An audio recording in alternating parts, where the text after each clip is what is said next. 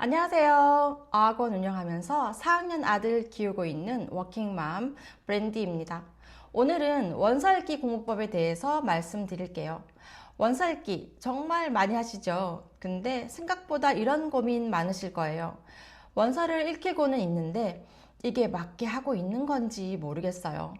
책은 꾸준히 보는데 실력이 오르는 느낌은 별로 없어요. 리더스는 읽는데 그 다음으로는 잘 못 넘어가겠어요. 원서 읽기 도대체 어떻게 해야 제대로 되는 걸까요? 저희 학원도 원서 수업을 하다 보니까 집에서 원서 읽기를 오래 시키다가 오시는 분들이 꽤 많습니다. 근데 같은 원서 읽기를 했어도 결과는 정말 많이 다르거든요. 어떤 아이는 리딩이 탄탄하게 올라오고 어떤 아이는 시간과 노력을 많이 들였는데도 막상 남는 게 많지 않은 경우가 있습니다. 그래서 오늘은 제가 학원을 운영하면서 많이 본 케이스, 그리고 저도 엄마표 영어로 아이를 키우면서 느낀 점을 바탕으로 원서 읽기가 잘 되는 집은 뭐가 다른지, 그리고 집에서는 어떻게 해줘야 하는지 현실적으로 말씀드릴게요.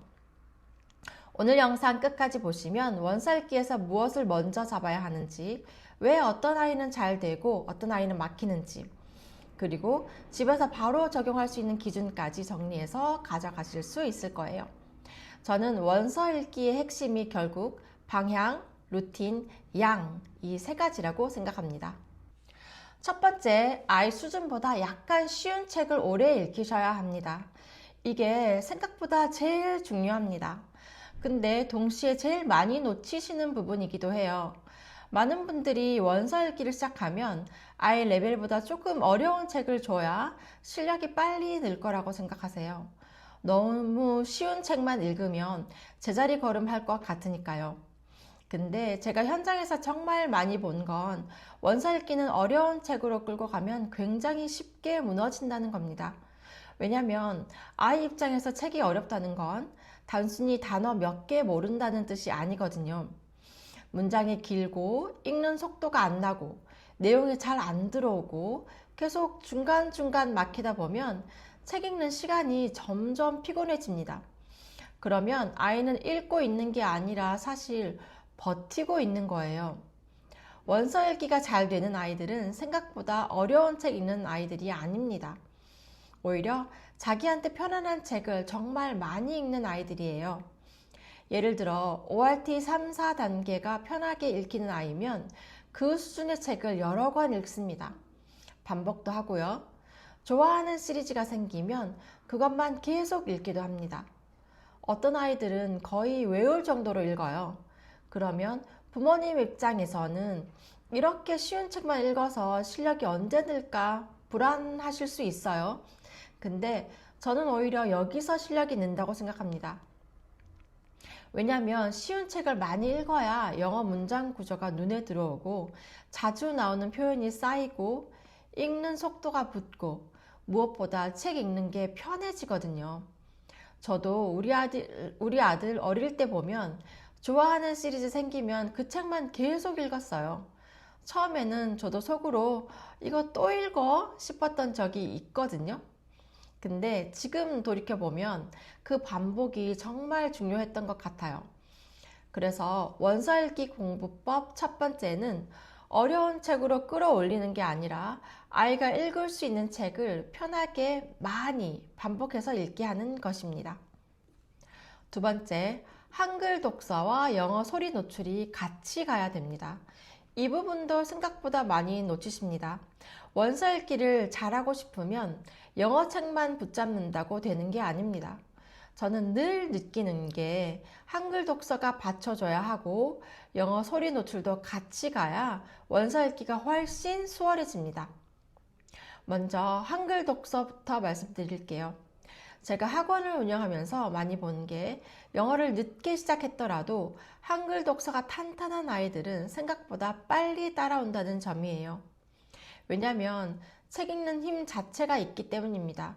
문장을 따라가는 힘, 내용을 이해하는 힘, 인물 감정을 읽는 힘, 배경 지식을 끌어오는 힘, 이런 것들이 어느 정도 갖춰져 있으니까 영어로 옮겨갔을 때도 훨씬 유리한 거죠.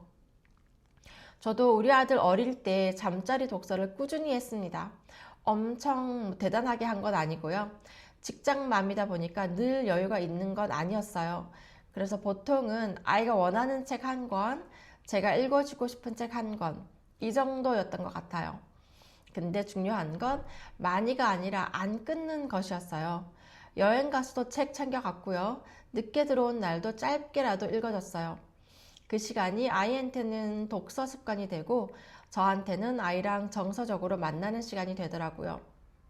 그리고 또 하나가 영어 소리 노출입니다. 원서 읽기가 잘 되는 아이들을 보면 대체로 영어 소리가 낯설지 않아요. 꼭 집중 듣기를 매일 강하게 해야 된다는 뜻은 아니고요. 영상이든 오디오든 영어를 귀로 계속 접한 아이들이 리딩 진입이 확실히 편합니다. 영어 영상 노출의 힘은 생각보다 커요. 상황이랑 같이 단어를 익히고 표현을 통째로 받아들이고 영어의 리듬 자체를 몸에 익히게 되거든요. 근데 여기서 중요한 건 무조건 많이 보여주는 게 아니라 도구를 잘 고르셔야 된다는 겁니다. 저는 개인적으로 미취학 아이들은 유튜브보다는 DVD처럼 정해져 있는 콘텐츠가 더 낫다고 생각해요. 유튜브는 계속 추천이 뜨니까 멈추는 게 너무 어렵거든요. 정리하면 원서 읽기 공부법은 영어 책만의 문제가 아닙니다. 한글 독서로 사고력을 키우고 영어 소리 노출로 충분한 인풋을 만들어주는 것. 이 바탕이 있어야 원서 읽기가 덜 힘들어요. 세 번째, 원서 읽기는 생각보다 양이 많아야 합니다. 이건 제가 항상 말씀드리는 부분인데요. 많은 분들이 저희도 원서 읽기 하고 있어요. 이렇게 말씀하시는데 실제로 읽는 양을 들여다보면 생각보다 적은 경우가 많습니다. 독해 문제집이나 단어장 중심이 아니라 원서 읽기로 실력을 올리고 싶다면 정말 생각보다 많이 읽고 들어야 해요. 제가 학원에서 보는 원서 읽기 잘 되는 아이들은 좋아하는 시리즈가 생기면 그걸 진짜 많이 읽습니다. 쉬운 리더스 수준이면 하루에 여러 권 읽고요.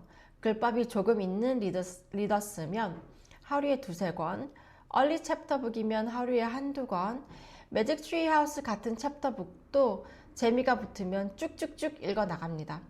물론 아이마다 다 다릅니다. 숫자를 똑같이 맞추라는 뜻은 아니고요. 중요한 건 그 아이 레벨에서 차고 넘치게 읽는 경험이 있느냐예요.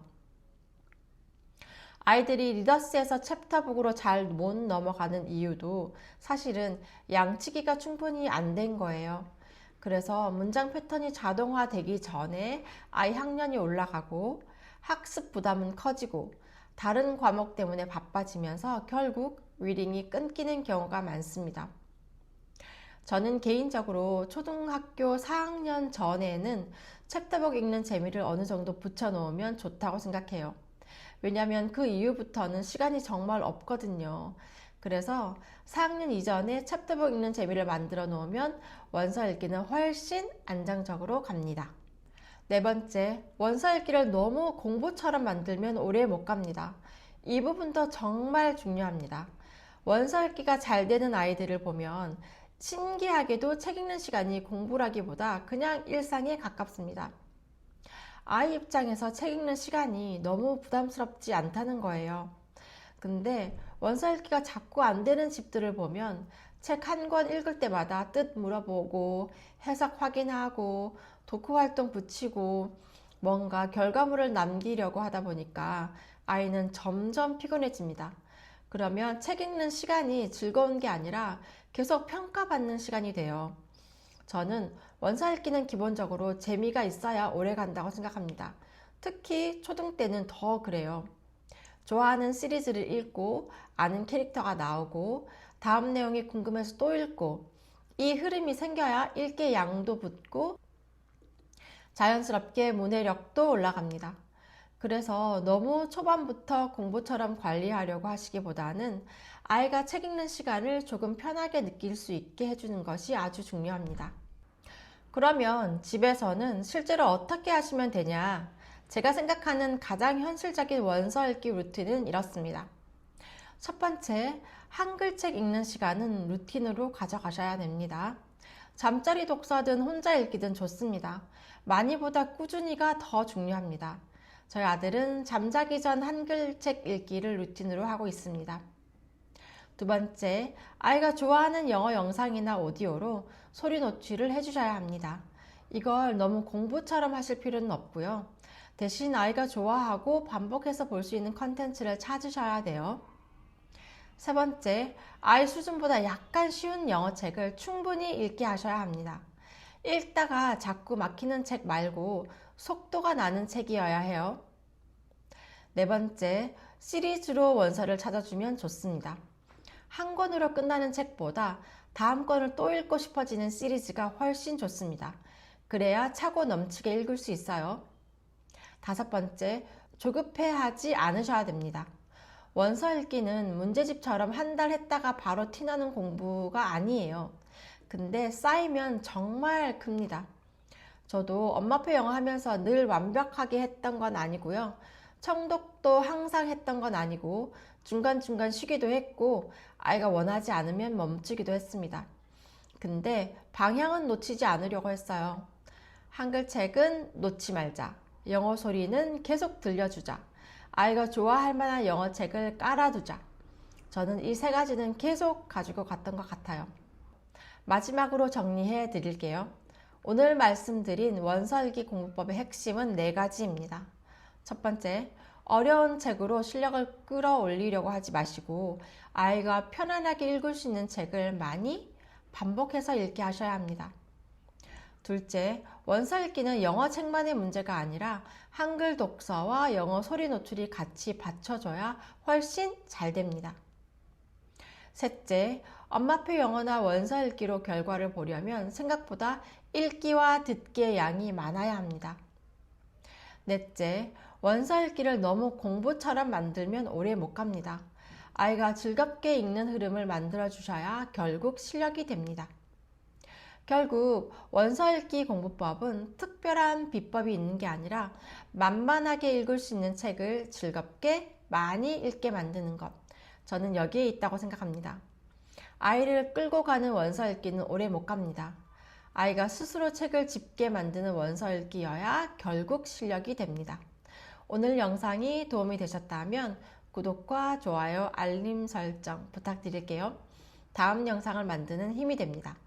오늘도 끝까지 시청해 주셔서 감사합니다.